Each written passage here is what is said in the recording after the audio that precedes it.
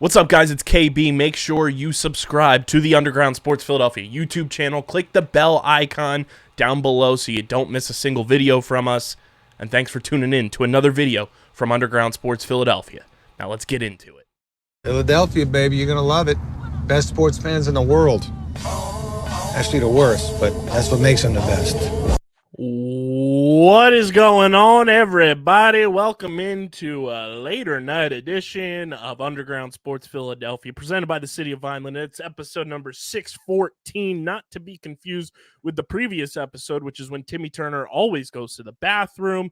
It's KB coming at you from Underground Studios, and joining me tonight is the People's Champ, the host with the most, who's looking FTD, fresh to death with that brand spanking new haircut. Go get your school photos done, brother. Dude, it's I look Mr. good. Patty Pitts. Dude, what's popping?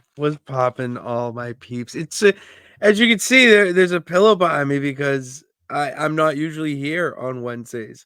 I got Dynamite here on my TV Bezos, the secondary TV here, and we were gonna have a relaxing night. But when KB calls, you answer it and hop in the yard.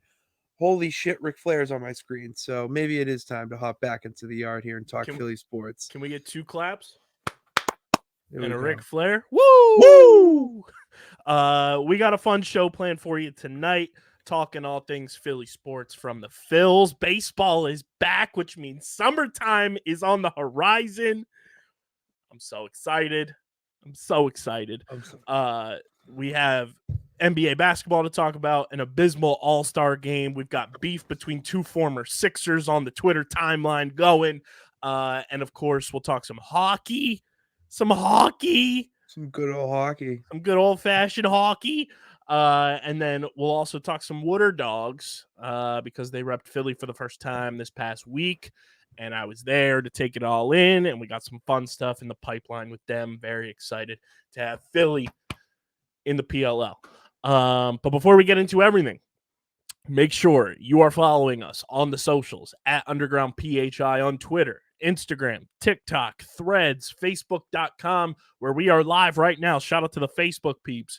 Facebook.com/Underground Sports PHI, Twitch.tv/Underground Sports PHI. You can follow me on Twitter at KBIZZL311 and on Instagram and Threads, KBIZZLE11. Follow Pitts on Twitter at Pat_Pitts. He's covering everything on that road to Philadelphia in April for WrestleMania almost every single day. And of course, Pitsy35 on the gram and on Threads. Subscribe to the podcast feed. Apple, Spotify, wherever you get your podcasts in audio form. Leave a 5-star rating and review. Goes a long way for helping the show continue to grow. Helps more people find Underground Sports Philadelphia as a whole. And lets us continue to do more dope shit with and for you guys. Pitsy this past week, even though, we had some bumps in the road. I was away, so we're trying to play a little catch-up. I was checking yesterday. In the USA, we were in the top 1,500 in sports podcasts going into the week. That's a big bump up. We jumped like 300 spots. That's, dude, 300. They make movies with their number like that. You know what I'm saying? Are you not entertained? And right we're in the top. We're within the top 1,800 in global sports right now. Let's keep them numbies pushing, ladies and gents. Keep it rolling. We got some fun stuff in the pipeline. We're shooting our shot in 2024. We're making things happen. So keep subscribing on audio and subscribe to the Underground Sports Philadelphia YouTube channel, youtube.com/@Underground Sports Philadelphia. It's where you get full video episodes of this show twice a week, full video episodes of every show on our network, live streams, shorts, clips, original video content. It's all on our YouTube channel. We are currently sitting, as of this portion of the recording, at 744 subscribers. Let's keep it rolling. Let's keep it pushing. Keep it going. Keep it up. Keep it up. Subscribe to the YouTube channel as the journey to 800, 1,000, and of course, the population of Iceland continues. And of course, crazy fact. Of course, this show is presented by the City of Vineland, home of back-to-back Lombardi Trophy winners. And the City of Vineland Municipal Calendar features city-organized, city-sponsored, and city-affiliated events that are of public interest. The calendar, which is accessible at vinelandcity.org, is a good way for residents and visitors to build awareness, remain engaged with city government, and participate in local events. You can also follow the City of Vineland on social media via their Facebook, Instagram, LinkedIn, and YouTube pages. Through these tools, you can stay connected to the community and get important announcements about programs and services offered by the city. Vineland, New Jersey, where it's always growing season. And big thank you to Security 21 Security Systems and Paul J. Gillespie Incorporated for their continued support of this podcast. Pitsy, the boys of summer are in full swing. Spring training is back, ladies and gentlemen. And it's all brought to you by our merch partners, PHI Apparel Company, the best in the game. Gear up for baseball season or the NBA with the Sixers, the Flyers, the Eagles, the Union, who are back as well, winning games already. And, of course, your favorite Underground Sports Philadelphia podcasts with PHI Apparel Company. I'm going to have to send over that new Top Bins logo to get that on some merch because Fire those bags logo. are looking fuego. PHI Apparel Company is going to make sure you stand out in the crowd no matter where you're attending or watching your favorite sports teams play or just hanging out with the homies. Most comfortable hoodies and shirts Pitsy and I own and everybody at our company own. They're the best in the game. So go stand out in the crowd. Go to phiapparel.co and use code UNDERGROUND for 10% off your merch orders. It's the most effective and direct way to support everything we're doing here at Underground Sports Philadelphia. It allows us to continue to grow, and PHI Apparel Company will obviously be repped at our live tailgate podcast on March 30th from the lots as Phillies opening night kicks off against the Atlanta Braves. phiapparel.co, code UNDERGROUND, 10% off your orders. Pitts, baseball's back, brother. Baseball is back. Nice. It's nice to have baseball back. Feels like spring is beginning to sprung a little bit. And with the recent signing of my people up here, it's getting me more interested, and I'm seeing a lot of Philly stuff as well. I forget who it was. I just saw a recent tweet go out about some guy being interviewed about his name. Am I onto something there? What? Wit. Oh, Whit Merrifield. Wit, yes, Wit. That's it. People misspell his name, and I feel that because even though it's simple, people misspell my name all the time. So I talked about Whit Merrifield on the solo episode I did while I was when I got home from Virginia. But I need somebody to bounce off of to really get the juices flowing. Whit Merrifield, rubber. Philly signed Whit Merrifield, 1 year, $8 million contract, I believe, with an option for 2025. He's 35 years old, but he's one hell of a super utility player. He's like, back in the day, I'm going to bring up a name you may remember, Pitts. You remember Ben Zobrist? I do. I do. So Ben Zobrist walked and ran a bit so Whit Merrifield could run and sprint. Okay. I'm into that. I was a big Ben Zobrist. I loved Ben Zobrist. Just solid guy. Solid hitter. And Whit Merrifield is one of those guys. He's a solid hitter, has led the league in hits before. He plays everywhere but catcher. He's played every position but catcher in the field in his career, and it's a great signing for the Phils. It's a good culture signing. He knows how to win. If I'm not mistaken, he was on that 2015 Royals team with Ben Zobrist that ended up winning the World Series. Passed the torch. That's when he passed the torch to him. Spent last year with the Toronto Blue Jays. I love the signing. Bryce Harper loves the signing, and if Bryce Harper loves the signing, it's a good one. And I think he's just a good veteran presence in the locker room as well. I think he's going to be a very valuable piece to not only potentially make your day-to-day lineup better, but also your bench way deeper and a much more formidable bench unit than you had last season. I think it's one of the spots that, as the season progressed and as the postseason progressed, the Phillies were kind of lacking, and was the bench department, having guys come off the bench. Yeah, I remember you saying that. I'm very excited for Whit Merrifield. The Whiz Wit jokes are going to be hilarious throughout the year. Whizwit is such a good nickname. It's a layup. It's a layup. It was a layup. Yeah, let me get a Whizwit. Home run. Bang. Dude, yeah, he's got to make money off that. Talking with some of my friends, fan groups. It could be tits out for wit. Wit's tits. Tits out for wit slaps. Wit's tits. Wit's tits. If I don't see women in the stands with shirts that say Wit's tits and they're just the hands, like I need it. Oh my god, I need it. I absolutely need it. Like that's what makes baseball fun again.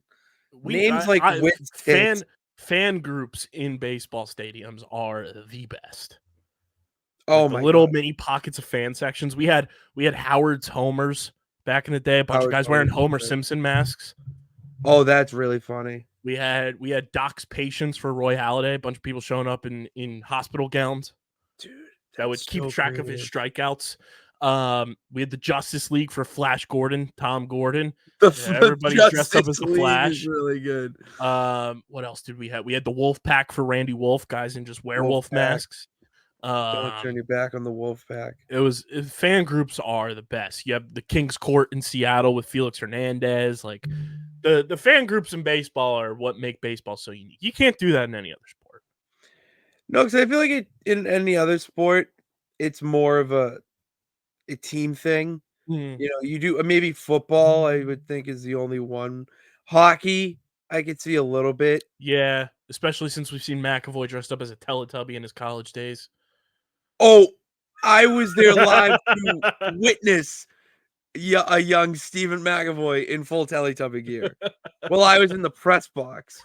You know, just that's why the duality of men. This is what I'm saying. This is why I wear the toy belt, and he records content while pooping on a toilet. You know, we're just two different people. It's great stuff. Don't get me wrong. But duality. But yeah, Whit Merrifield. I'm excited about it. And, you know, he's in camp. He's wearing number 9 for the Phils. Good number for a utility guy, in my opinion. Good jersey analytics there. Number 9. I don't think that's a utility number. No, because he's going to play everywhere. He's going to play in the infield. He's going to play in the outfield. It's versatile. Okay. And more than likely, going to hit number 9. Okay, fair. See, when I think 9, I think of like one of the best players. Single digit. Either a big hitter or an amazing fielder. 9 screams outfielder. 9's not really an infield number. Yeah, I could see. Okay. Yeah, maybe catcher. I like catchers with single digit. That's like your backup catcher. But yeah, Whit Merrifield is here. Jeff Hoffman, who is one of my favorite Phillies relievers, the Hoffman. Have I told you this story about his glove? He's got before he came to Philly, it was stitched into his glove FAH for fuck all hitters. That's incredible. And now, since he's been in Philly, he has since got all his gloves changed over to PHAH for fuck all hitters, but with a PH.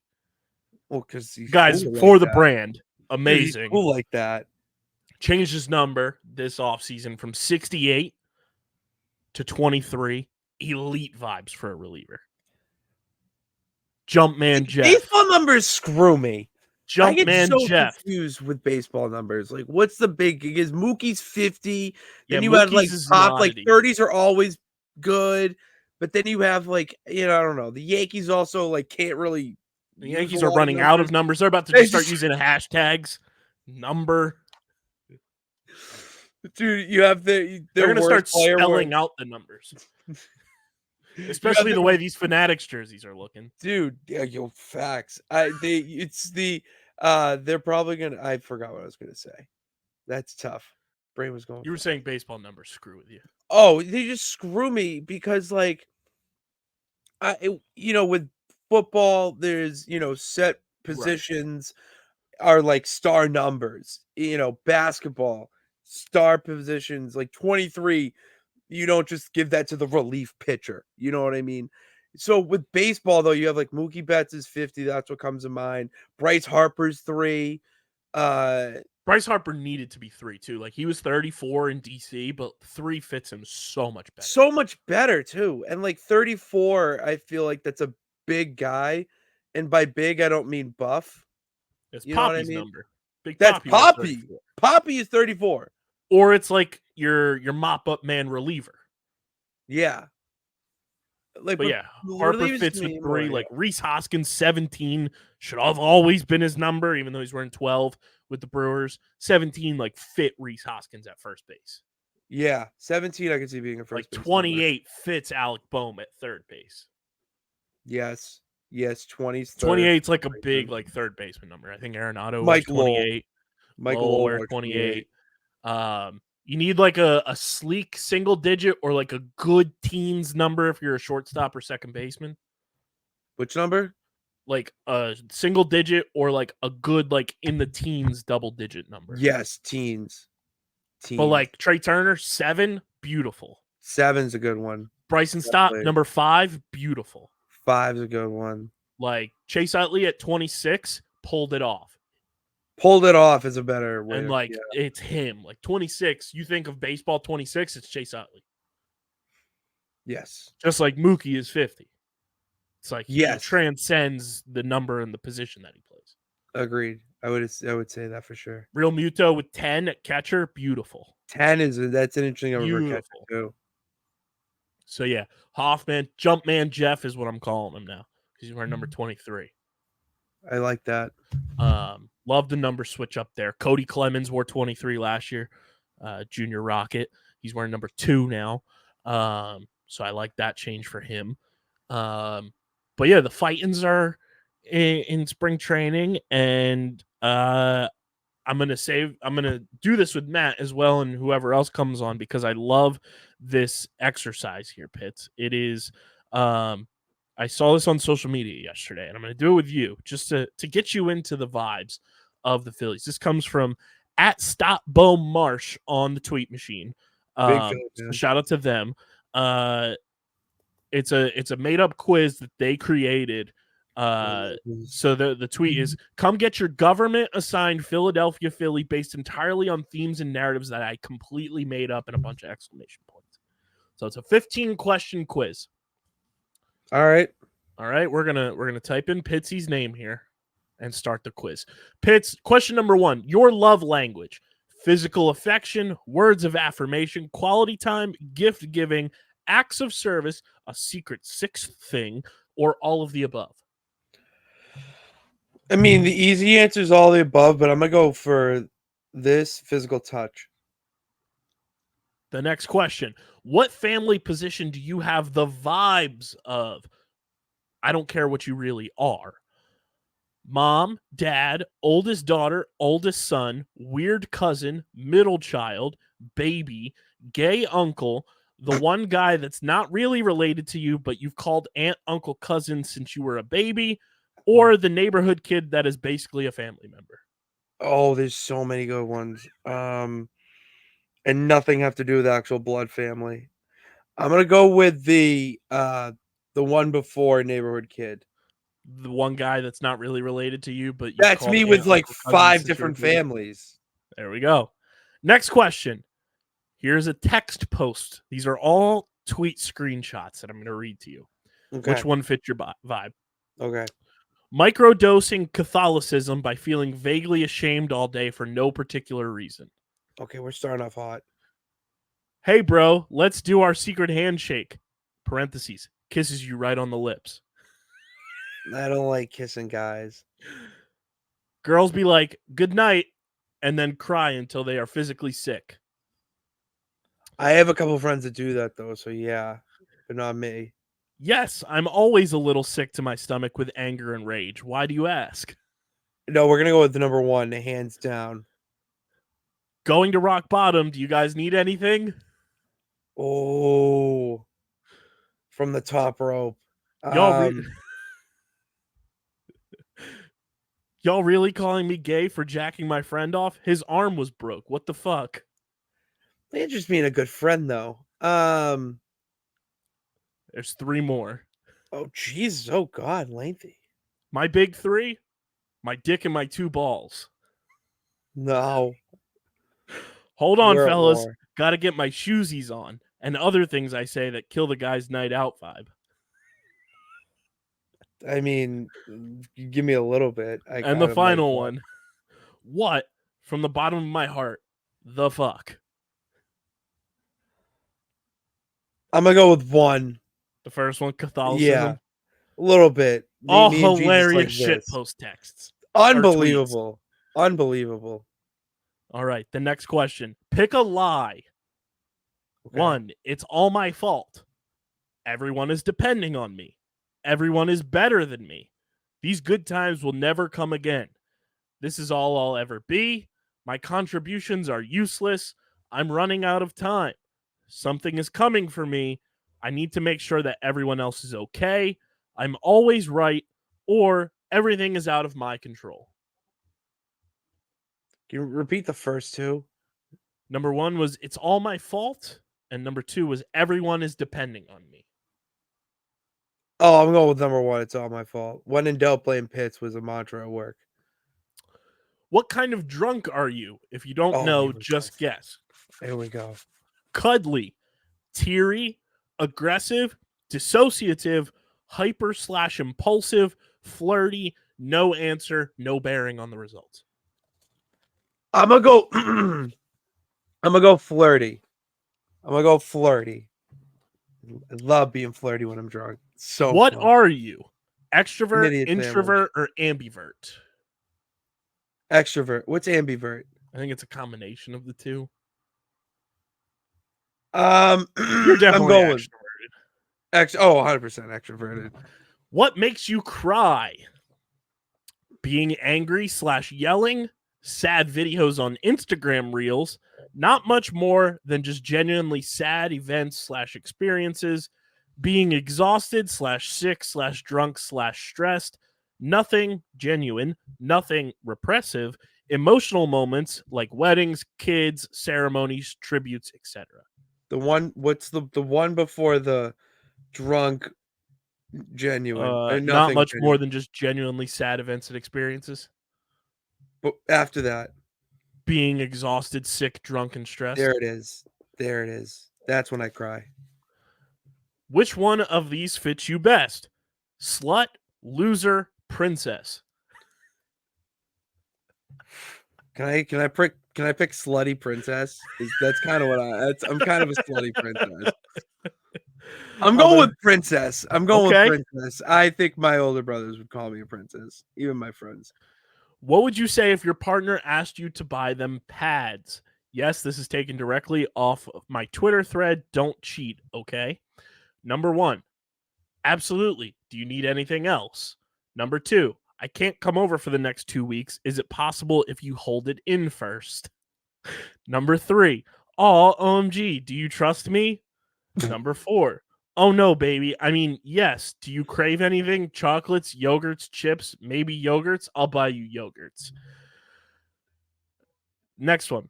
Yes, I can. Pads are a must all to all women in need. So if you ask me to buy them, yes, I'll buy them for you so you can have the comfort of using pads. I would buy it for you so you can use them once I give them to you. It's okay. You got this. Let's just go easy. It's one. It's one. Now, there's a few more that I gotta read. There's a few here. more? Yeah. This, just so everyone knows, I am reading directly from this quiz. That's wild. That's what I'm saying. This is insane. The next one. What size your pussy? The next one. Let's play 8-ball. No, you didn't say please. Wrong number. Left unread. Or I bought you pads before being asked. Oh no, I'm not that good. The first one. Just a wild west of that was a ride. Question 10. Would you kiss the homies goodnight? Yes. If they asked, probably not. No. No, I'm slapping Mike straight across the face when I leave. I love, dude. I would slap the shit out of him and then just get my Uber home and house McDonald's. That's the end of my night. Pitts will kiss the homies. Ain't kissing the homie. My hand might, but that's about Number it. 11. If you were a fictional character, what would you be? Baby girl, Pookie, Blorbo, Stinky, or pathetic wet cat? Stinky. My name's Pitts. What do you want? Like that's dude, it's in the Stinky name. Fits. Dude, it's in the name. Identify yourself. Tummy ache survivor, God's bravest soldier, hater, lover, in the back at the drive-through, jester privilege possessor. Dude, God's what with the Bravest soldier. damn right I am. Damn right. Quick, fight, flight, or freeze.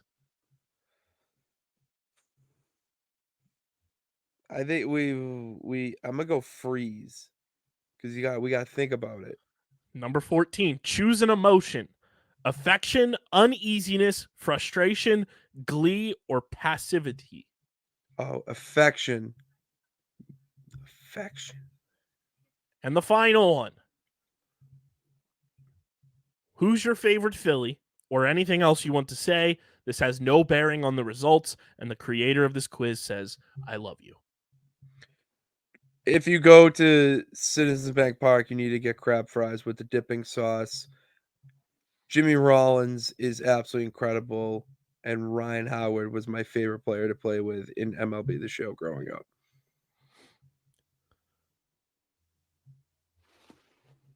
There you Putting go. all of this in for people just listening. Ryan Howard, favorite MLB The Show. I technically did play. If you want to add this too, that I modeled my Little League game after Chase Utley in the field. Little League game modeled after Chase Utley. Bang. Your result, Pitts.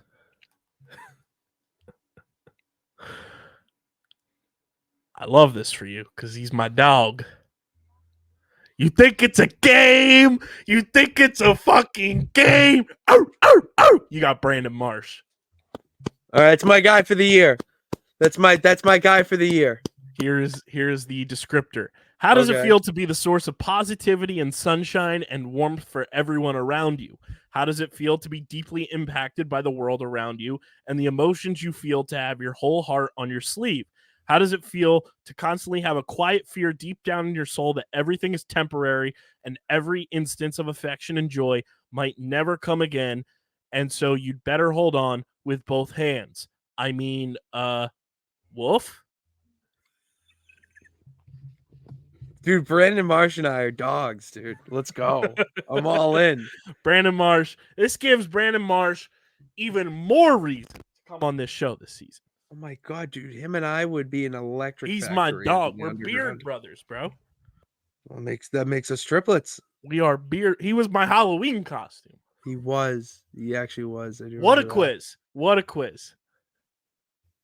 Shout great. out to I want to get their handle correct again. Shout out to @StopBoneMarsh for the quiz. We'll link that in the description for everybody too. I've seen everyone quote tweeting it with their results, and it's just so funny to me. Like those questions had me hooting and hollering. Oh my god, those were hilarious.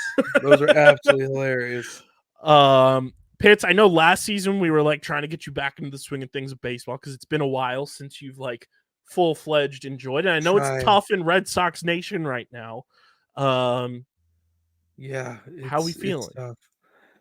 After the signing of Liam Hendricks, I'm feeling pretty good. When you told me all-time great human. I love Liam Hendricks, man. That makes me feel good. I'm jealous. That makes me feel even more. I'm jealous. Great pitcher. He's probably not where he was when he was like in his core prime with the White Sox as like a lockdown closer. Do you remember him on the White Sox? Yeah. Obviously had his battle with cancer. Glad he's cancer free. But Liam Hendricks is an all-time amazing dude, and like the Red Sox have an incredible human being on their roster. That's what we need. We need more incredible human beings in Boston. So I'm for it. But I'm excited for the year. Are we getting to a Red Sox game this year? We are definitely getting to a Red Sox game this year. Not only because I have my clients and restaurants over in Fenway now that I need to be taking advantage of, but I need to get back to Fenway Park. It's one of my favorite stadiums ever. It's one of my favorite places I've ever gone to. And the fact that I didn't go there last year, it made the year feel a little empty. I'll be honest. Yeah, baseball is just like when I was in Virginia for the PLL Championship Series, I saw people start tweeting about their tickets being in their app. I was like, let me check. Season tickets hit in the app. I was like, oh, we're so back. We're We're so back. Like, oh, I can't wait to be in section 329 again. That is our section. And it is just going to be amazing vibes. Sundays at the ballpark for your boy are the best. Opening week series against the Braves to kick things off too. Our tailgate podcast, which will be happening March 30th, Saturday, March 30th. Get that ingrained in your brains. We're making it bigger and better than ever. That will be happening. Braves in town. I'm just excited, man. Like the Phillies, sure, they haven't made like huge splashes, but they got Nola back. They're running it back with the big time pieces of the core. I know Rhys Hoskins left, and I'm very devastated about that, but it was almost inevitable that it was going to happen. Whit Merrifield is here. There's still potential that Jordan Montgomery gets signed to a short-term contract. No, it's this team. You can have Blake Snell. No, you take Blake Snell and a slapdick prospect. I need Jomo on the fight-ins like I need oxygen. So I saw Big Cat doing this on Part of My Take with Cody Bellinger because he wants Cody Bellinger back with the Cubs. I am going to do this for Jordan Montgomery, where we are in the peak season of like radio hosts and people promising things to people to come sign with their teams and everything. Jordan Montgomery, I know you're listening. I know you're watching. If you sign with the Phillies, come here, join this team, come dance on your own to Philadelphia, be part of this core, get back to the postseason, help this team get to the World Series and win the World Series because you know what it takes. You have an open mic on this podcast the entire season to come on, kick it with the boys, hang out with us, and just let the good times roll in the summertime. Summertime fine with Underground Sports Philadelphia. Jordan Montgomery, come on the podcast, sign with the Phils. Let's make it happen. Oh, that's nasty. Let's go. Need Jomo here. It would be the perfect finish to an awesome off season. That it is very fun, and I know you haven't experienced this in a little bit because the Red Sox have missed out on the playoffs the past couple years, Pitsy. But man, when your team is in the postseason, the baseball off season goes by so much faster. Yeah, I feel that. I could see why. Like, it makes sense. It is nice that seasons traditionally now ending in October, November. Spring training's mid-February. You only got 2.5 month off season. Yeah, and most of that is surrounded by free agency. Yeah, and free agency, predominates the time period, so you're so wrapped up in that. I haven't had that urge in a while for baseball because it's like, all right, well, ownership barely cares. They care about teams across the pond more than you. So it's like, all right, well, why am I going to care? It's this type of shit that, makes me care. And at this point, I feel like I care more about the Phillies than I do about my own team in my backyard. Which is good for the brand. And this is also, again, another episode featuring us. This baseball season, the bat signal, or I should say the rocket signal, we're putting it out there. Jared Carabas, come on Underground Sports Philadelphia and talk Phils with us. Bro. Talk baseball with us. Shout out to Baseball is Dead. No free shout outs. We need the rocket on the show. That'd be electric. Jared Carabas, 2024. Come on the show. Let's be friends. Let's be friends, Jared. Dude, the three of us, the three best friends that anyone could have ever had. We've already hung out once at Kaskin. We talked wrestling before. I think we would hit it. Jared would be a hoot on this show. Let's make it happen, Carabas. Let's make it happen. Let's talk about these jerseys, Pitsy. But before we do, it's brought to you by our pals over at FOCO. And Pitts, they got a What is it? new piece of merchandise coming out. They got a new piece of merchandise that I think you're going to be excited about, that I'm excited about, and I probably got to get my hands on it. What's that? Is this FOCO material that is being worn right now? You're damn right. You're damn right it is, and I want to pull up the correct name for it because Pitts, it's right up our alley for the summertime. It's going to be a beautiful, beautiful thing. And I want to make sure I'm calling it by the right name because I just saw the ad for it. Okay. They're called shortalls. It's overalls, but shorts.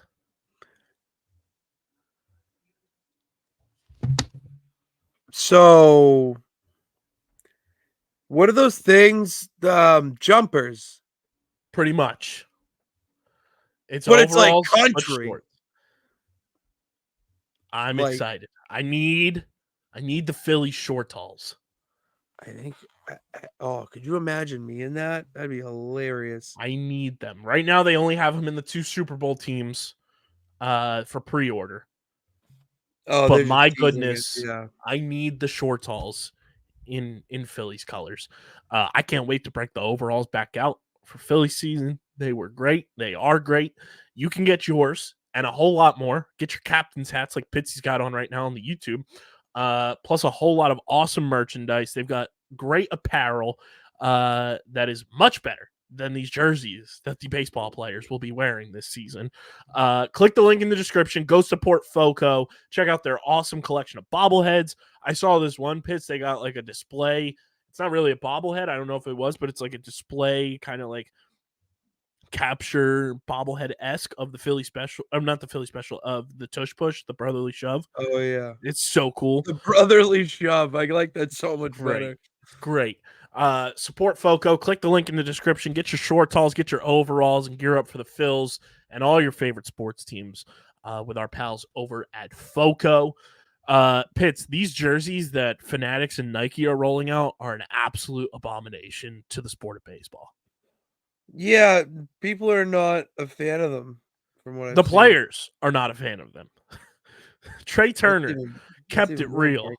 and said they're terrible. Trey Turner, not a fan of the jerseys whatsoever. I want to pull up the exact quote because it's a new meme quote card that the Score put out of Trey Turner, talking about the horrendous jerseys that Fanatics and Nike are putting on these players. Trey Turner, everyone hates them. Yeah, everyone They're hates terrible. coming from- They moved the logo off of the collar, which first of all looks horrific. Everyone is calling them Temu jerseys. Bro, that's so funny. Like, you're going to get better quality jerseys from DHgate. Don't you dare talk shit about DH I'm Gate. not. I'm saying DHgate's going to give you a better jersey than what Fanatics is giving you. Fanatics doesn't care about the product. They don't care about the merchandise. And more importantly, they don't care about the fan, even though their brand name is Fanatics. Yeah, they are going against their own nature. The Weird. curvature of the font is terrible. Did you see the one dude from the Rangers? His No. jersey literally arcs across the entire jersey. I did see that. Like, they're so bad. And then to boot, team photos have been coming out this week. Shohei Ohtani, first time in a Dodgers uniform. His pants are see-through. Yeah, You can see his underpants. I see London, I see France, I see Shohei's underpants. These pants are going to be invisible if it rains. Yeah, I'm very interested to see, like, why would they switch away? Like, it was a deal up or something? Nike was the provider of the jersey since they took over from Majestic, but now Fanatics this year is the manufacturer. I don't know why. They're terrible. You won't catch me spending $1 on any of these new jerseys. I would much rather go on eBay or anywhere else and buy old jerseys because they look better. They're better quality, and we should have all known that baseball jerseys were going to go downhill as soon as Majestic stopped being the jersey sponsor. Yeah, Majestic Because was Nike, the OG. what has Nike hands done to down. improve the quality of life of jerseys that we've seen in our lifetime? The NFL jerseys That's got what I was about to worse. say. The NFL is awful. The NFL jerseys got worse from when it was Reebok. Mm-hmm. Baseball has now gotten worse. Like, Baseball, yeah, that's what we're talking about. when are we going to learn that Nike should just stick to sneakers and shoes and footwear and not in the jersey distribution game and all of that? It's just, it blows my mind that we have gotten to this point and these baseball players are going to have to wear uniforms that look like they are horrifically made, because they are. Because Michael Rubin and Fanatics do not care about the quality of product they're putting out. They're just trying to pump out as much as they can and try to sneak things past you. And it's a disgrace. It's an abomination to the sport. It's an abomination to the players, to the fans, and Fanatics should feel terrible. We had a player post his jersey from the Seattle Mariners. I want to pull up which player it was because I texted it to my mom because of how hilarious, and by hilarious, I mean just like abysmal it is. So at Matt Tomic on Twitter posted, LMAO, Fanatics new jerseys are so trash that their customer service team is responding, quote, oops, that looks wrong. Please contact us so we can replace your screwed up jersey order. Not realizing they're replying to a photo of an actual MLB player's actual MLB uniform. At Konjac Jelly on Twitter posted Mariners new number 10, and it's from Michael Chavis posting his jersey on his Instagram story. Him. Yeah, Michael Chavis. I know him, it, the Ice Horse. And it said, with prayer hand emojis. And Fanatics responded to the tweet and said, hey there, it looks like we dropped the ball on this one. Send me a DM so I can learn more about this. Hilariously enough, the Fanatics representative was named Kyle. Oh, that's why. That's funny. That's how bad these are. Like, Fanatics customer service is seeing this and saying, holy shit, we fucked up. The fact that we have an entire Twitter account dedicated to the Fanatics fuck-ups called @FanaticsSucks, shout out to them, detailing the just monstrosities that people have gotten from Fanatics is wild. And they have a good keen eye for seeing mistakes, so they probably saw a mistake. Like, and then they like, are shit, it's entire league's jerseys. I don't know when we so got to the funny. point where Fanatics was just like monopolizing the sports apparel market and industry, but it needs to stop. Like, dude, they took over WWE shop. They bought Mitchell and Ness. Like, dude, abysmal. That's insane. It's abysmal. Mitchell and Ness is the best stuff too. Mitchell and Ness is an institution, a Philadelphia institution. Oh, they have such good shit. It's terrible. But I mean, that's why I rock no free shout outs, but I mean, I would love to work with them. 47 brand's best hat.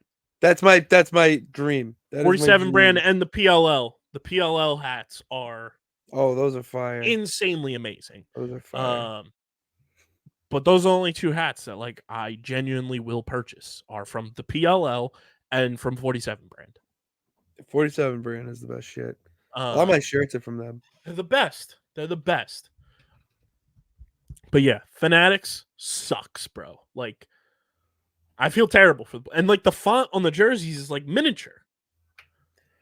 I never got small font on the jerseys. It makes no sense. Once you, as a broadcaster, I would be in hell. There you go. I'd be annoyed. I'd be so pissed. You can't see the numbers or you can't see the name. So bad. It's kind of half the point of you commentating. Fanatics, have some shame. Have some fucking shame. Shame, shame, shame. Shame. Shame. Shame. Shame on you.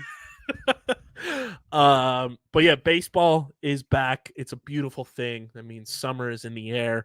But let's shift gears, Pitts, to the hardwood because we've got former Sixers beefing on the tweet machine. It's brought to you by Kenwood Beer, our official beer partners here at Underground Sports Philadelphia, part of our live tailgate podcast series this summer, kicking off March 30th, 2024, for the Phillies opening night game against the Atlanta Braves. And Kenwood Beer It's 4.1% ABV, just 120 calories, only 8 grams of carbs. It's one of Pitsy's favorite beers, if not his favorite. Pitsy loves a nice cold Kenny. I do. When they came up here, I drank a lot of them. He did. He loved the Kennys. And I would like more of them. And they've got awesome apparel right now. They got the Kelly Green apparel for St. Patty's Day available in their shop. They've got awesome pint glasses, and you can use the Kenny Finder at kenwoodbeer.com to see who's got Kenwood beer on tap in the Philadelphia, Pittsburgh, New Jersey, and Maryland areas. Must be 21 or older to do so, and of course, please drink responsibly. Pitts, JJ Redick and Patrick Beverley are beefing on Twitter over Doc Rivers. So it's a Philly triangle of nonsense. It's the triangle offense. Is this about the Doc comments about throwing the Bucks under the bus? So part of it stemmed from that. And JJ Redick was on First Take this week. Yeah, I saw this. Said no lies whatsoever. Not one lie was spoken. And, both of us who have had their moments with Doc Rivers, some good and some horrible. You can figure out which one. JJ Redick did not lie in what he said about Doc Rivers whatsoever. Doc Rivers has been making excuses for years. And Patrick Beverley, who obviously is currently playing for Doc Rivers, and I love Pat Bev, but Pat Bev is obviously defending his guy, and I would love to hear Patrick Beverley's comments while not playing for Doc on this situation. Okay, I can see that then. But JJ goes on First Take. This was on Tuesday. Patrick Beverley then tweets, "This man Doc actually saved your career, started you when no one else wanted to, and you retire and go on TV and say that at JJ Redick." JJ Redick then quote tweets Pat Bev and says, "Pat, my guy, I had a 4-year offer with player option for the same money to be a starter for a different team. Fuck out of here. Saved my career." Patrick Beverley then fires back and says, "Why didn't you take it then? You was comfy in your role with team, and don't just say LA." JJ Redick then responds with, I want to find his response because it continues. It's a wild thread. This is already wild. I'm intrigued. I'm in. So then Pat Bev on his podcast this week with Roan fires back at JJ Redick and says he got torched by James Harden when the Clippers lost a 3-1 lead to the Rockets. Quote, "If I'm being honest, should have started Jamal Crawford in that series." JJ Redick. I would have too. He's a better defender. Well, here's the funny part. JJ Redick quote tweets and says, "Luckily, the cameras in the arena have better eyes than you. 289 half-court matchups, 21 of 56 shooting by Harden as contesting defender, 37.5% field goal percentage, 42.9% expected field goal, 0.94 points per direct ISO allowed on 37 isolations. I guess that's getting torched." And then my guy, Kyle Neubeck, who works for PHLY and covers the Sixers for them, went on an all-time rant on their podcast this week. And it was incredible.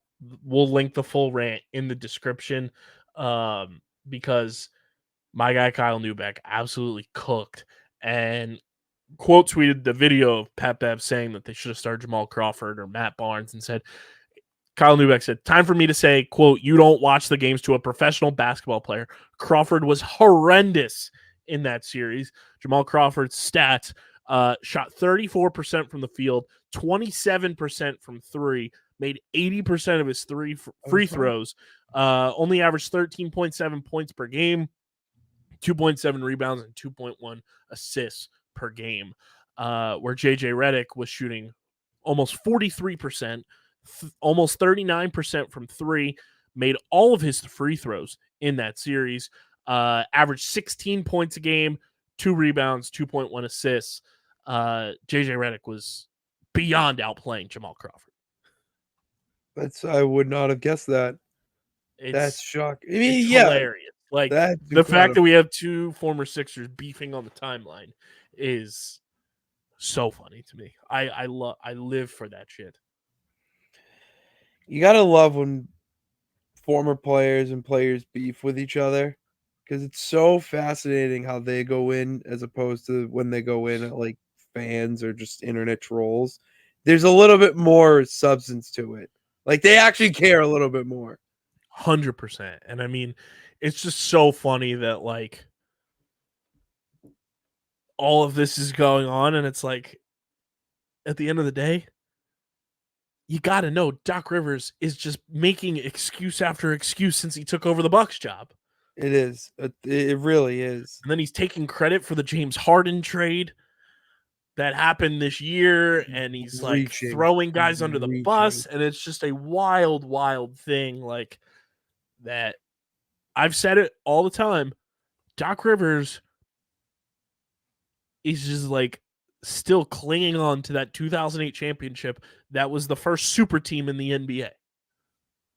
He's there because he's the first one who initiated. You could have put almost any coach in that situation and they win a title.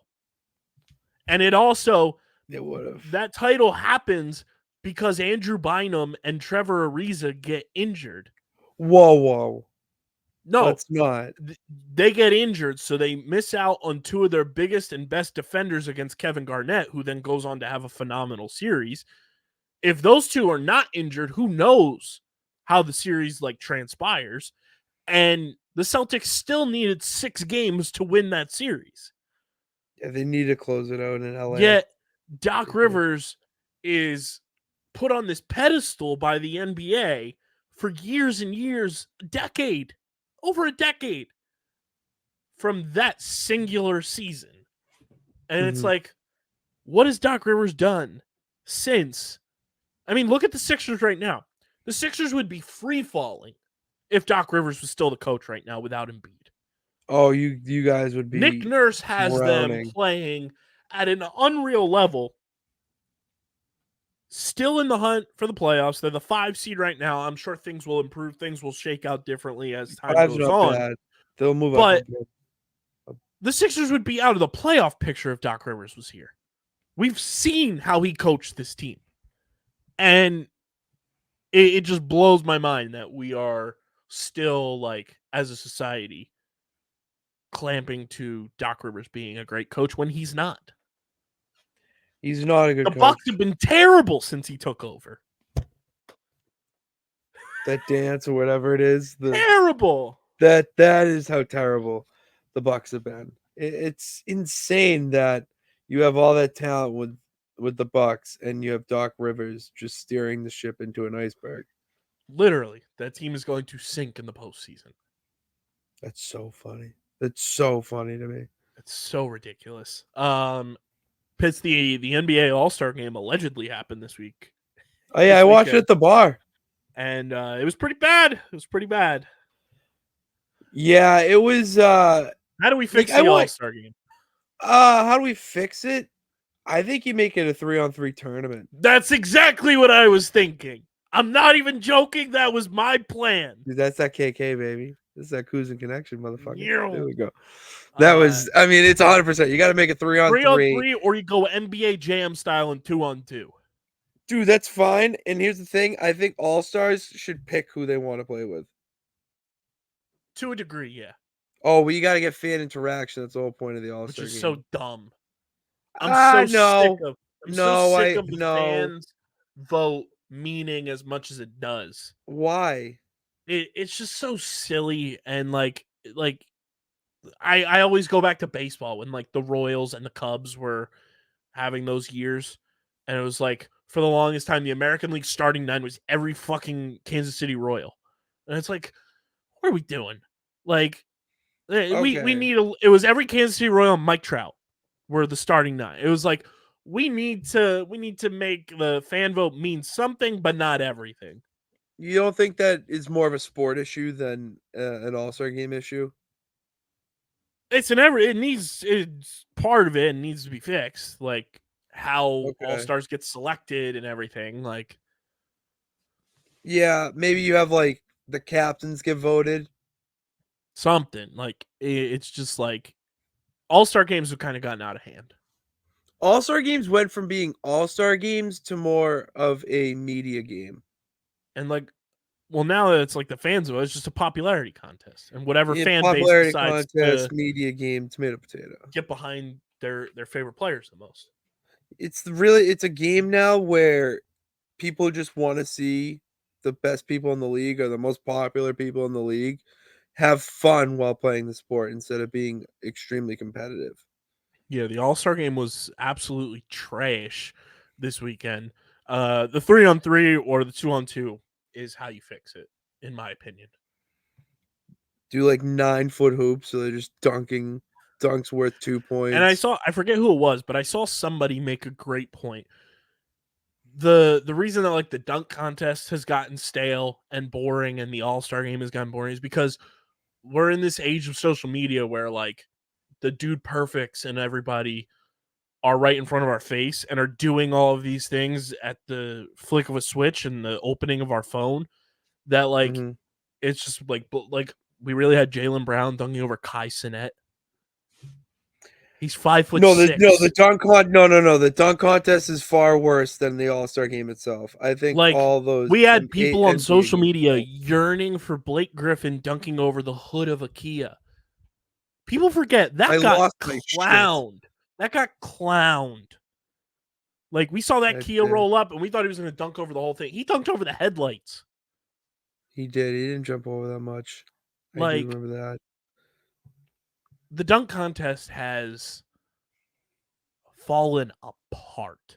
The fact that Mac McClung has G won the dunk leaguer? contest back-to-back years. He's been in the G League. Dude, that's like a AAA guy winning the home run derby. Like you It's just insane. I mean, he it deserves to make, win. which is the sad part. We're not Yeah. arguing that a G leaguer should win. We're arguing that he did it back to back years, and We had dudes dunking over he should be. Shaq, Taco Fall, and then Jaylen Brown's like, I'm going to dunk over Kai Cenat while he's live streaming. Give me a fucking break. What we should just incorporate fireworks. Like you have to jump over fireworks. Like I think that's where we're at. Where we just need to come up with extreme shit that you'd see. Do you remember the video of the Jackass guys with Kobe Bryant doing the bike jump over No. the pool of black mambas? No. I'll send to you. It's one of the funniest fucking videos ever. Like Okay. that's the fun entertainment we need. Yeah, it's weird to say this, but the competitive edge is lost. Like when it comes to All-Star weekend, it's a little mini vacation before they rev it up into a second gear for playoffs. And I'm now on the boat that good, let them have it, but don't try to steer us into a direction that it's an all-star game and not just a fun time for fans to watch their favorite players I just think I play the saw game. PFT commenter. PFT said that the All-Star game could get fixed as well if you had the number one team in college basketball play against the NBA All-Stars. Because then they would try and you have the fear of potentially losing to the top college team and getting See, clowned. that's good. Or you do one of my things that I think should be in every All-Star game that is feasible, and you do USA versus World.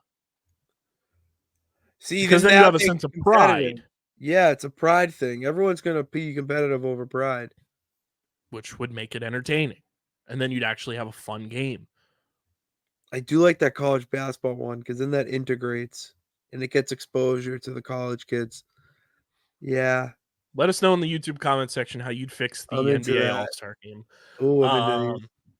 Let's shift to the ice, Pitsy. The NHL is back, brought to you by our pals over at Tomahawk Shades, the best small batch eyewear in the game, including those ski goggles that you should be rocking Ooh. on the slopes. Plus, their sunglasses and blue light glasses are undefeated and the best quality for a fraction of the price of the big eyewear companies. Tomahawk Shades on Long Island, Stevie McAvoy's backyard. They've been rocking with us for almost 4 full years.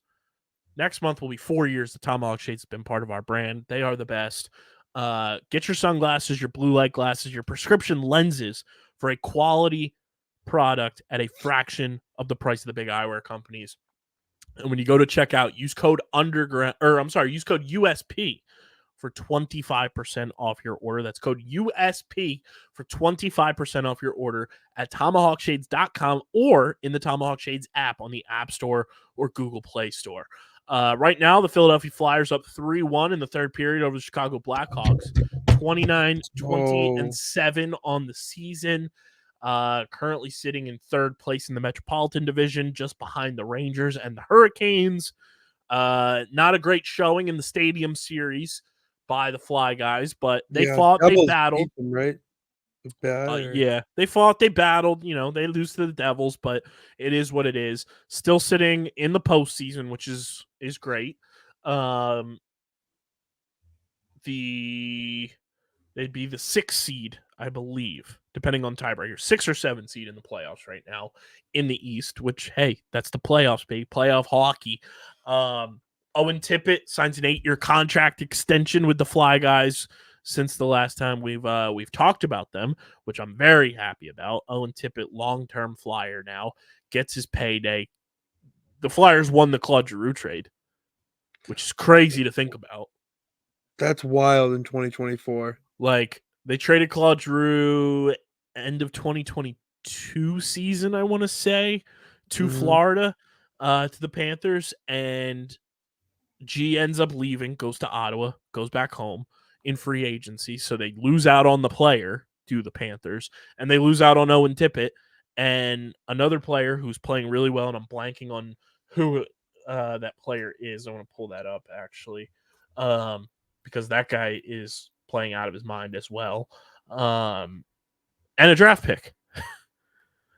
Wow. And robbery. The Flyers win that trade. So, yeah, March 19th, 2022, Giroux was traded to the Florida Panthers along with a 2024 5th-round pick, Connor Bunneman, and German Rubstov in exchange for Owen Tippett, a 2024 first-round pick, and a 2023 third-round pick. And I believe that first-round pick ended up being a player who is playing out of his mind. Here we go. I knew Broad Street Buzz wrote about it. Fansided Flyers site here. Yeah, Connor Bunneman has not seen the NHL since being traded by the Flyers. Wow. And German Rubstov is back in Moscow playing in the KHL. Yeah, talk about an absolute steal by the Fly Guys. Good shit. See, that's how you do a rebuild properly. That's called fleecing a team where I'm from. Huge. And like Giroux is still playing well with Ottawa. Need to get him out of there. Yeah, he's not playing crazy. He's just playing like well, right? It's not like, which is perfect. That's veteran leadership you need in a locker room right now. Let me see if I can find. I don't know where this draft pick is. But yeah, I'm totally blanking on who the player is that the draft pick ended up being, but he's playing really well for the Flyers. So very excited about that. And the Flyers are playing good hockey. They're beating the Blackhawks right now as we're recording this. And it's exciting that we are on the hashtag Bobby Brink of playoff hockey again in Philadelphia. Bring in the Brinks. We need it. Back up those Brink trucks, baby. The NHL is better when the Flyers are good. And I think you as a Boston fan can agree with that. If I'm seeing them in the playoffs, it probably means that it's some good hockey coming. So I agree. They are one of the non-original 6 teams that when they're good, which has been a mainstay of their existence, when the Flyers are good, the NHL is better for it. Crazy to me that they're not an original 6. Right? That's crazy to me. I would not expect that. It's the Rangers, the Bruins, Canadiens, Red Wings, Maple Leafs, and there's one more.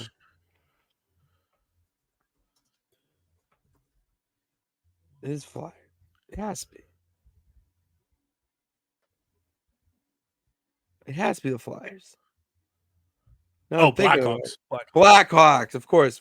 The Red Wings rival. Yeah, Flyers didn't come in until the 70s? Yeah. That makes sense then. Crazy to think about. Like, they feel like an original NHL team because of, like, they were founded in 1967, so like late 60s. I mean, that's basically. Like, the fact that the Flyers aren't an original six team, the fact that, like, the Islanders aren't an original six team, the Penguins. Penguins is weirder than Islanders, but I agree. Yeah. The Devils. Yeah, I wouldn't say original, but yeah. They've been around a while. Some of these teams feel like they should have been, like, in the OG inception of the NHL. I'm even looking like even the Capitals to a degree. They feel like they've been around forever. I would say late 7. Yeah, that's you with that. But yeah, it's wild that the Flyers were not an original six team. And it's good that they're beating up on the Blackhawks. The Blackhawks stink. You need to beat the teams that stink. They stink. They've stunk for so long, it feels like. And yet they ended up with the first overall pick and get fucking Connor Bedard. But who cares, because Matvei Michkov is going to be an absolute fucking stud for the Flyers. Damn right he is. You're damn right he is. Big one on deck this Saturday for the Fly Guys at the Wells Fargo Center. Rangers Flyers. It's a huge one. Huge litmus test. Rangers. I hate the Rangers more than I hate the Flyers, so we're going huge litmus test down the stretch here in February. Saturday, Rangers at Flyers. Sunday, Flyers at Penguins. Tuesday, Lightning at Flyers. Big 3-game stretch. Games. Those are big games. Taking at least one would be good. When is? And the trade deadline coming up in a couple weeks. Friday, March 8th is the NHL trade deadline. Ooh, that's always an interesting day. Yeah. It's always a very interesting day. Because trades never make sense to me in the NHL because I don't understand the cap. I don't either. I don't understand, any of that shit. The other fun part about hockey, next Olympics, NHL players can be able to play. Thank God. Get them back in it. It's so much more watchable. Dude, it's been 10 years since TJ Sochi. Oh my God, what a moment. That was a historic moment in American history. It was unreal. I hope my kids learn about that in school. That's what I want. Nothing but respect for my president. For my president, TJ Oshie. That's TJ Oshie is also a guy that feels like should have been a Flyer but never was. You know how those guys are out there for your favorite team that feel like they should have played for your team but never did? Ken Griffey Jr. with the Red Sox. I totally agree. Like, Buddy Hield was one of those for the Sixers, and now he is. And it's wow, full circle. Thank God Bryce Harper is a Philly. Oh my God. But there's those guys. Let us know in the YouTube comment section too. Guy that feels like should have played for your favorite team but never has. So interesting. That's a fascinating feeling. There's a lot of good names. Last bit here, we're going to talk some PLL, some lacrosse action. Got it, bro. The PLL Champ Series. It is brought to you by our PLL app code. I just had Pitsy pre-show download the PLL app. You did. The PLL app truly has helped DJ and I game plan our shows every single week on Outside the Box. It has every feature possible when it comes to the PLL. Scores, schedule, favorite team, gamification by getting XP and giving you rewards for claiming XP. There's the college pick'em feature this year with the Lacrosse Network. So much fun stuff in the app that you can go in there every day and find something new. It's really, really cool. It's an awesome app. Waterdogs fans, download that bad boy because it is going to help you get into the swing of things this summer with the PLL and with the Philadelphia Waterdogs.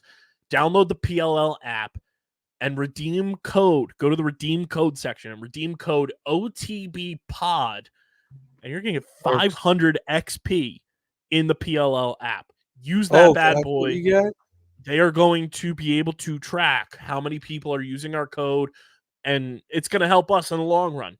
be able to do more stuff with the PLL, do more stuff with the Waterdogs, and across the board with the league, use that code OTBPOD in the PLL app redeem code section. You get 500 XP on your account. That's huge because, Pitts, to put in perspective, every day there's a daily XP claim that you can do in the app. It's for 35 XP. Oh, that's easy. You're getting 500 by using our code. Yeah, I have it right here. Career XP 600, and I got 500 from that. 500 the other one for code OTBPOD in the PLL app. Oh, I'm a level 2 now. It's amazing. Look at that, leveling up thanks to our XP code. Thank you, OTB. So yeah, shout out to the PLL. I was down at Champ Series this past week, and it was one hell of a time. We did OTB radio every single day. Had hits from media members. Mike Rabel, ever heard of him? The GOAT. Mike Rabel is the best. The fact that he supports everything that we do here at Underground is so cool. So awesome. Like, he is so cool. Best. I love Mike. I love Paul. They are awesome. They showed out this week. We had Waterdogs head coach Andy Copeland do a hit with us on OTB radio. We had Piper Bond, UPenn grad, playing for the Utah Archers, on the show. We also had some people behind the scenes with the PLL. Brendan Coleman, who works on the PLL app. And we had Danny Passavoy, head of ticketing for the PLL, give us some insight on the homecoming passes that are coming. Pitsy, I'm telling you, to fill one of those Lifetime Achievement Awards in sports fandom, you should get Boston Cannon's homecoming pass. It's the equivalent of season tickets. Okay. What are they going at? I feel like we can make it happen. The initial deposit, and this could end up being like the full price depending on your seat and everything, but the first deposit is $25. Oh, that's nothing. It's nothing. That's an easy. And they're playing pretty close to you, if I'm not mistaken. Where's their stadium? In Harvard. Oh, I have to go to Cambridge. But you bring your friends, you bring your family. Dude, it took an arm and a leg to get my friends to go to Cambridge for New Year's Eve. Harvard's even worse. They're gonna make it. But you know what? Fine. Miss out on. Fine, Cannons. I'll do it for you, peeps. I got some info on how these homecoming weekends are gonna be too. And some fun stuff. I can't say too much. Can't do it. You can't do it. But there's some good stuff coming to the homecoming weekends, and I'm excited for it. Waterdogs played your Cannons in the championship game of the PLL Championship Series. How'd that go? How'd it go? It was the ultimate Philly ending.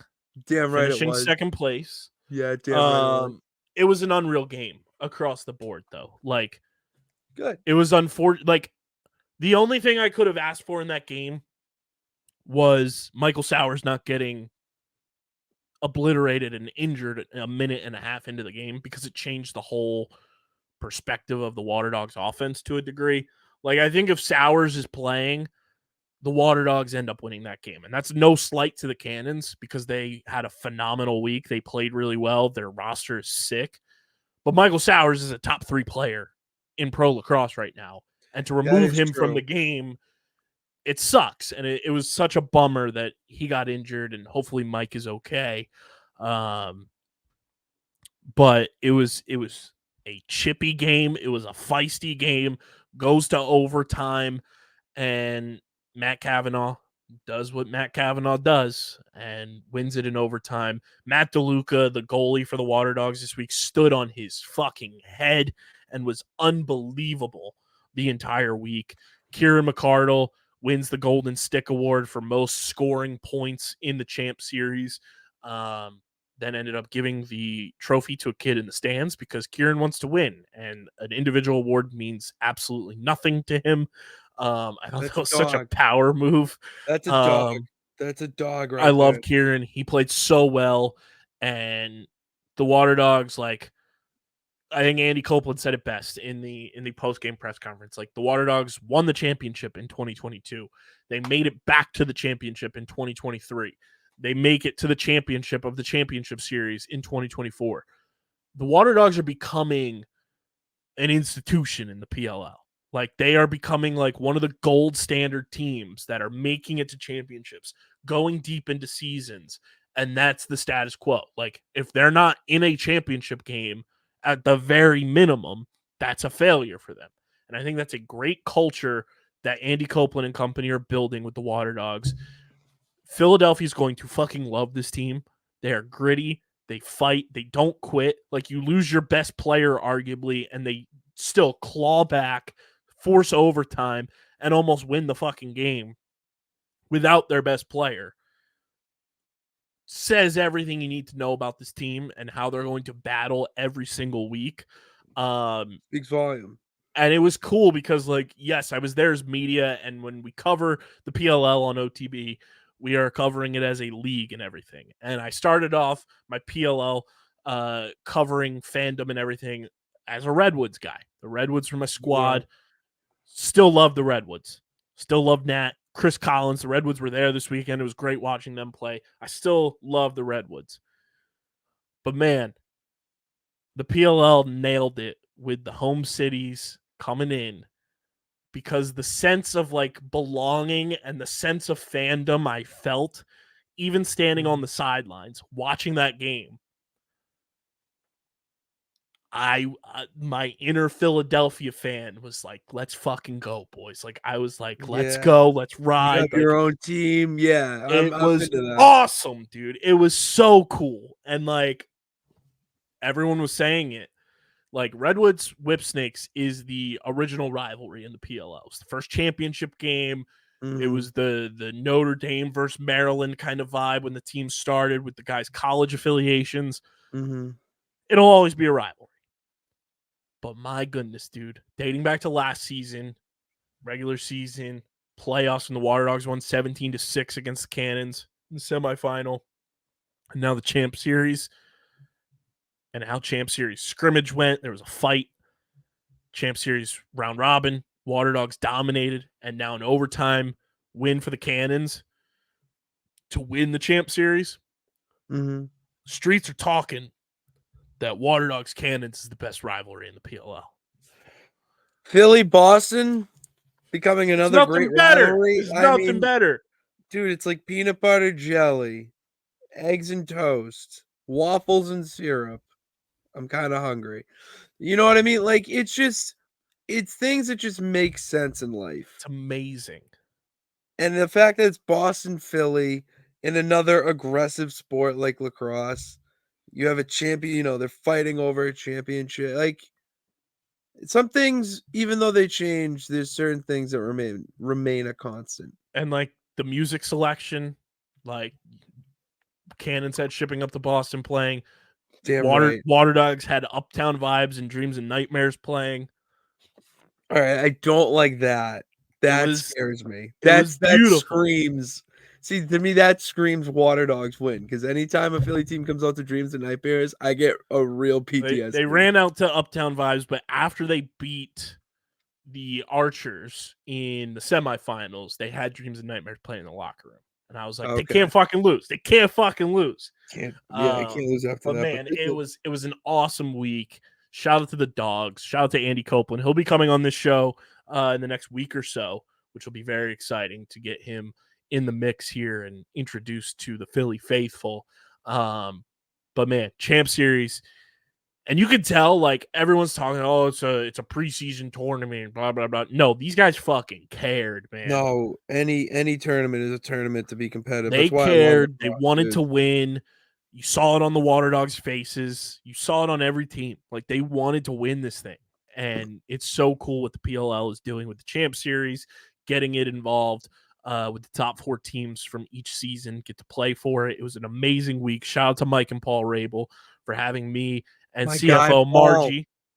My guy, that's my guy. He's the best. Me and CFO Margie down there.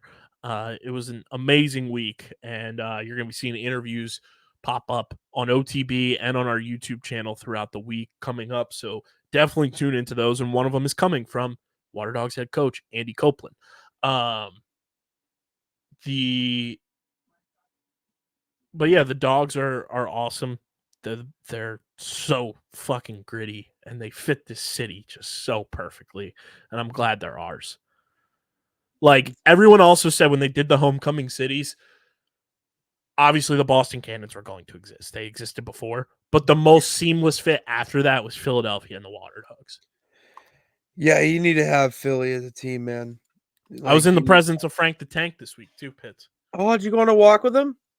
That would have been nice. Paul I would Rabel did. Oh, lucky bastard. Paul I want to Rabel go on a did. walk with Frank. Tank That would be got so cool. 50% off beers back-to-back days for the people. As he should. Oh, that's a dog, dude. That's a dude. He I picked love the that. Atlas over the Waterdogs, which big relief That off of hurts. my shoulders. That hurts. was fine because, you know, Tank talks about the Fleming curse is real, and I did not need the Dude. Fleming curse on the Dogs.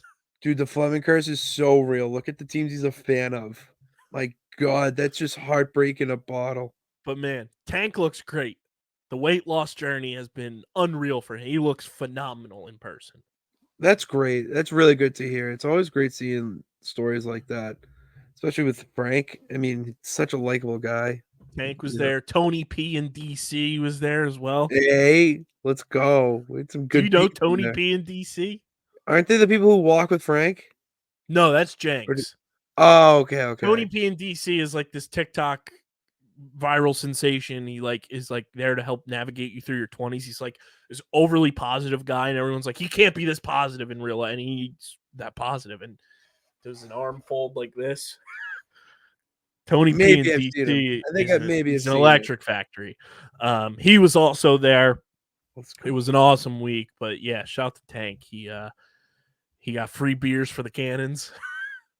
He walked in the locker room, popped some champagne with them. Oh man, he's really just awesome. It was an unreal week. Shout out to the PLL. Can't wait for next year already. But I think that's all we got for you guys. Make sure you're following us on the socials at Underground PHI. Twitter, Instagram, TikTok, Threads, Facebook.com/Underground Sports PHI, Twitch.tv/Underground Sports PHI. I just got a text from Stevie Mack. He won trivia night at his local watering hole. Go. Shout out to Stevie Mack. Follow Pitts on Twitter at Pat_Pitts and at Pitsy35 on Instagram and Threads. Follow me at KBIZZL311 on Twitter and KBIZZLE11 on Instagram and Threads. Go check out the new Top Bins branding package dropped tonight. Check that bad boy out because it is Fuego, and I'm not just saying that because I designed it all, but it looks great. It's a nice, awesome facelift for that brand. Go check that out at FC Top Bins and at Top Bins Pod. Subscribe to the podcast feed on Apple, Spotify, or wherever you get your podcasts in audio form. Let's keep the numbies rolling. Keep subscribing, keep downloading, keep 5-star rating and reviewing on Apple and Spotify. It really does go a long way for helping us continue to grow this show, continue to grow our entire company. So keep on subscribing. And subscribe to the Underground Sports Philadelphia YouTube channel, youtube.com/@Underground Sports Philadelphia. It's where you get full video episodes of this show twice a week, full video episodes of every show on our network, live streams, clips, shorts, original video content. It's all on our YouTube channel, youtube.com/@Underground Sports Philadelphia. Let's get to 800 subscribers, guys. Let's pick up the pace. Come on. If we want to beat Iceland, we got to pick up the pace. Come on, we need to beat Iceland. All right. Let's do green over there. Let's keep it going. And of course, get your merch, phiapparel.co, code underground for 10% off your order. Download the PLL app. Use code OTBPOD to get 500 XP in the app. And of course, this show is presented by the City of Vineland. And whether you're a company looking to expand, relocate, or you're a new business startup, selecting the right location is critical to your success. Vineland, New Jersey offers both an affordable business location and an excellent quality of life. The city's economic development department is a one-stop source for moving your project through the development and approval process, and their goal is to make this process as smooth as possible and to provide the fastest turnaround times in the region. If you're considering potential locations for your operation, contact the Vineland Economic Development Team at 856-794-4100. That's 856-794-4100. Vineland, New Jersey, where it's always growing season. And big thank you to Security 21 Security Systems and Paul J. Gillespie Incorporated for their continued support of this podcast. And this has been episode number 614 of Underground Sports Philadelphia. For Pitsy, I'm KB. Thanks for tuning in. We'll see you next time with myself and Pitsy over the weekend. You get a double dose of Pitsy this week. A lot of champ talk. But until then, we're getting the heck up out of here. We are signing off. Peace.